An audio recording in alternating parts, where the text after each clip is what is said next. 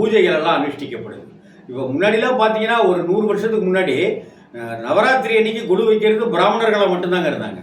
அதுக்கப்புறம் பார்த்தாக்கா ஏன் நாங்களும் வைக்கலாமே அப்படின்னு வந்தாங்க. இன்னைக்கு பார்த்தாக்கா ஏன் நாங்களும் வைக்கலாமேன்னு வந்துட்டாங்க. இதுதான் வந்து பொது உடைமைங்கிறது. பொம்மை பொது உடைமைனாக்க பொம்மையை வைக்கிற குழுவும் பொது உடைமையாக தானே இருக்கணும். இதுல என்ன ஐயர் என்ன ஆசாரி என்ன இல்லையா? இந்த கேதார கௌரி நோன்பு அப்படிங்கிற அந்த நாளிலேயே முதல் நாளிலிருந்தே விரதம் இருக்க தொடங்கிடுவாங்க, தன்னுடைய கணவர் நல்லா இருக்கணும் அப்படின்ட்டு. அதுலேயும் குறிப்பா பார்த்தீங்கன்னாக்க கணவர் நல்லா இருக்கணும்னு நினைக்கிறாங்கன்றதுக்கு ஒரு வார்த்தை என்ன சொல்லுவாங்கன்னா, இந்த தாலி என் கழுத்துல நிலைச்சு நிற்கணும். தாலி அதாவது என் கணவர் நிம்மதியா இருக்கணும்னு சொன்னாக்க பாரு, புருஷனுக்காக வேண்டிக்கிறாங்க, ஆம்பளைங்களுக்காக வேண்டிக்கிறாங்க பாரு அப்படின்னு ஆயிடும்ல.